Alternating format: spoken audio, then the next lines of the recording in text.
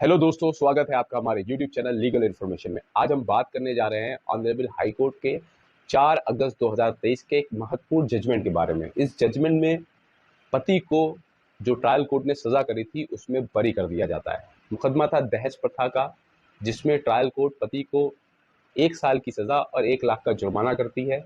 पति honourable high court में appeal file करते हैं, क्रिमिनल अपील फाइल करते हैं। ऑनरेबल हाई कोर्ट सारे तथ्यों को सुनते हुए पति को उस मुकदमे में बरी कर देते हैं और ट्रायल कोर्ट के ऑर्डर को सेट असाइड कर देते हैं। दोस्तों, वीडियो बहुत महत्वपूर्ण है, लास्ट तक देखेंगे तब आपको समझ में आ पाएगा। वीडियो शुरू करने से पहले आपसे रिक्वेस्ट करते हैं, जो भी नए व्यूवर्स हैं हमारे चैनल पे, प्लीज चैनल को सब्सक्राइब कर लें, वीडियो को लाइक कर लें और बेल आइकन दबा दें, जिससे आगे आने वाले जो इंपॉर्टेंट नोटिफिकेशन है वो आपको टाइम टू टाइम मिलते रहें। चलिए दोस्तों, शुरू करते हैं आज का वीडियो।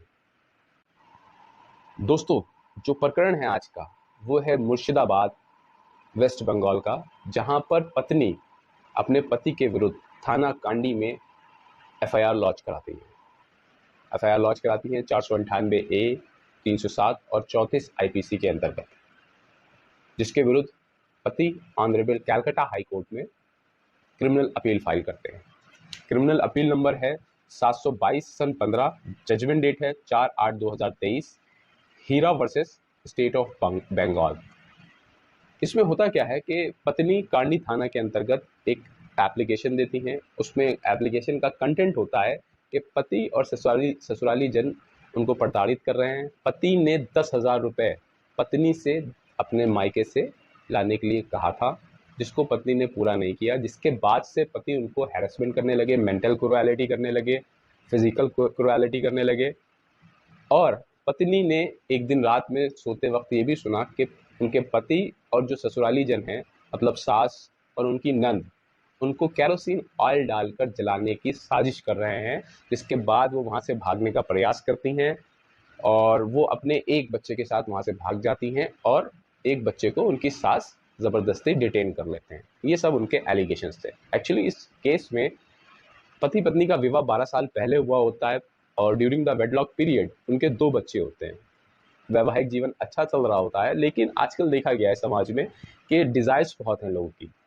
जब शादी होती है तो अलग मामला होता है, चाहे ससुराली जन दहेज मांगे या ना मांगे, कोई सामान मांगे या ना मांगे, जो लड़की पक्ष होता है वो अपनी मर्जी से सामान दे देते हैं कि भाई साहब ये हम गाड़ी भी दे रहे हैं जो अपनी हैसियत के हिसाब से है। कोई कार दे देता है, कोई बाइक दे देता है। और जब बाद में कोई डिस्प्यूट पैदा होता है तो जिन्होंने अपनी मर्जी से दहेज दिया होता है, फिर वो उसको ये बताने लगते हैं, जताने लगते हैं कि जो दहेज हमने दिया नहीं था, ये हमसे जबरन मांगा गया था और हमने बड़ी मुश्किल से उसको कलेक्ट करके अपनी बिटिया का शादी करना था, इसलिए दहेज दिया था। तो ये सारे आजकल समाज में प्रकरण चल रहे हैं, कुरीतियां चल रही हैं। डिजायर्स बढ़ जाती हैं पार्टनर्स की, चाहे वो लड़का पक्ष हो या लड़की पक्ष हो, तब वहां पर विवाद उत्पन्न हो जाते हैं। यहाँ पर भी शादी अच्छी चल रही थी इस प्रकरण में। उसमें होता क्या है, 12 साल के बाद कुछ ऐसे डिस्प्यूट्स आ जाते हैं जिसको अलग कंडीशन में फॉर्म करने का पत्नी प्रयास करती है और एक एप्लीकेशन कांडी थाना मुर्शिदाबाद में देती है। उस एप्लीकेशन के ऊपर पति के विरुद्ध 498A, 307 और 34 आईपीसी में मुकदमा दर्ज हो जाता है। फर्दर वो अपनी बेल करा लेते हैं, ट्रायल स्टार्ट हो जाता है। दौरान विचरण, ट्रायल के दौरान पत्नी 6 विटनेसेस प्रोड्यूस करती हैं ऑनरेबल ट्रायल कोर्ट में, जिसमें प्राइम विटनेस होते हैं खुद पत्नी जो कि विक्टिम है और उनकी माँ। वो अपना सारा घटना बताती हैं क्योंकि पत्नी के साथ घटित हुआ था जो उन्होंने बताया, तो वो प्राइम विटनेस है और उनकी माँ प्राइम विटनेस है। बाकी सब जो है सेकेंडरी विटनेस प्रोड्यूस करती हैं वो। उसके बाद मामले की सुनवाई करते हुए ऑनरेबल ट्रायल कोर्ट 15/9/2015 में ऑर्डर पास कर देते हैं और पति को इस अपराध में 498A में दोषी मानते हुए 1 साल की सजा और 1 लाख जुर्माने कर देते हैं। पति चूंकि पीड़ित था, उसने ऐसा कोई अपराध किया नहीं था, पत्नी के द्वारा सिर्फ ये एलिगेशंस लगाए गए थे and on behalf of those allegations honourable trial court पति को सजा कर देते हैं। पति ऑनरेबल कैलकाटा हाई कोर्ट में क्रिमिनल अपील फाइल करते हैं, Hira versus state of West Bengal. Appeal की सुनवाई करते हुए ऑनरेबल कैलकाटा हाई कोर्ट सारे तथ्यों को देखते हुए, अपील की सुनवाई करते हुए ये पाते हैं कि जो एलिगेशंस किए गए हैं वो पॉसिबल नहीं हो पा रहे हैं, क्योंकि उसमें जो एलिगेशन पत्नी के द्वारा किए गए थे वो फिजिकल भी थे कि मेरे साथ फिजिकल क्रूएलिटी की गई है। तो फिजिकल क्रूएलिटी को लेके उन्होंने कोई भी ऐसा डॉक्यूमेंट ट्रायल कोर्ट में सबमिट नहीं किया था कि जिससे ये पता चले कि फिजिकल क्रुएलिटी है। उसके बाद उन्होंने ये कहा कि मेरे साथ मेंटल क्रुएलिटी की गई है। तो अब मेंटल क्रुएलिटी कहना तो बड़ा आसान है, लेकिन मेंटल क्रुएलिटी के स्टैंडर्ड्स बड़े अलग अलग है और हर व्यक्ति मतलब हर पत्नी के साथ अलग है। अब जैसे कोई बड़े परिवार की पत्नी है, अब उससे अगर उसके ससुराल वाले कह दे कि भाई चाय बना दो, तो उसको ये लगता है कि मेरा हरेसमेंट हो रहा है, मेरे साथ मेंटल क्रुएलिटी हो रही है। किसी के ससुराल वाले ये कह दें कि भाई घर की सफाई कर दो, तो उस पत्नी को ये लगता है कि ये सब मेरे ओसीडी के मरीज हैं ससुराली जन, ऑब्सेसिव क्लीनिनेस डिसऑर्डर के, और ये मेरे साथ क्रुएलिटी कर रहे हैं। और वहीं कई ऐसी पत्नियां होती हैं जो सारी चीज़ों को सहन करती हैं क्योंकि वो छोटे परिवार से आई होती है, मिडिल क्लास से होती है, और वो अपना घर बनाने का प्रयास करती हैं।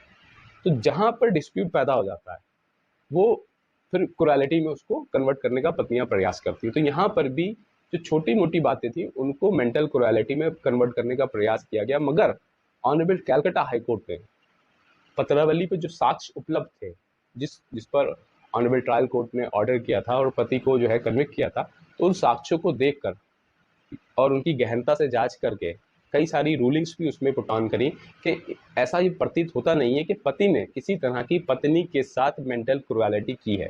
फिजिकल क्रुएलिटी तो कहीं बनी नहीं रही थी क्योंकि कोई एविडेंस नहीं थे, लेकिन मेंटल क्रुएलिटी भी कहीं से ऑनरेबल कैलकाटा हाईकोर्ट ने पाई नहीं उस प्रकरण में।